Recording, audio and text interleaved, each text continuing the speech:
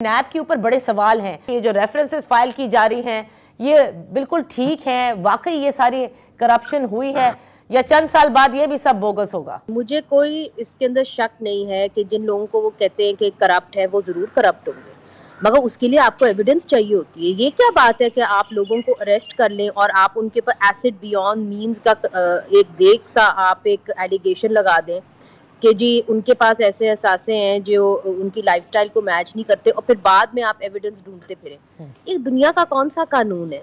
मुझे आप बताइए कि पाकिस्तान के अलावा ये और कहाँ, किस मुल्क के अंदर जहाँ पे एक जमहूरियत हो वहाँ पे इस तरह किया जाता है कि पहले बंदे को फड़ लियो, फिर उसको जेल में डाल दो, उसके बाद फिर लबदे फिरो कि जी इसके ऊपर तोहमत क्या लगानी है, और वेग से कोई तोहमत लगा दो, उसके अंदर सारी तोहमतें आ जाएंगी। हमने देखा कि जी पीपल्स पार्टी के खिलाफ हुआ, फिर हमने देखा कि ये मियां नवाज शरीफ साहब के खिलाफ हुआ, अब इमरान खान साहब के खिलाफ हो रहा है। तो मेरा ये ख्याल है कि बच्चे बच्चे को पाकिस्तान में पता है कि नैब की जो क्रेडिबिलिटी है वो बहुत ही बुरी है, और शायद सबसे बदनाम अदारा जो है पाकिस्तान के अंदर वो नैब खुद है। पार्लियामेंटेरियंस से भी ये पूछना चाहिए। तो अफसोस की बात तो सिर्फ ये है कि इसमें मेरे दिमाग में तो कोई और ये बात नहीं है कि जी जो पॉलिटिशियंस के साथ ज्यादती हुई है जरूर हुई है, मगर पॉलिटिशियन से ये पूछना चाहिए कि जिन लोगों ने, जिन इदारों ने उनके खिलाफ ज्यादती की, क्या जब वो हुकूमत के अंदर आए उन्होंने वो ज्यादतियां रोकी?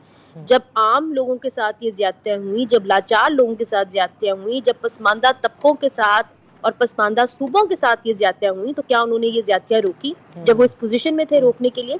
हमारे मुल्क का तो ये अलमिया है, ये अलमिया है सियासतदानों का कि जब उनको पोजीशन ऑफ पावर दी जाती है तो वो वनरेबल को प्रोटेक्ट और अवाम को प्रोटेक्ट नहीं करते, और फिर वही फंदा जो है वो इनके गले में डाला जाता है।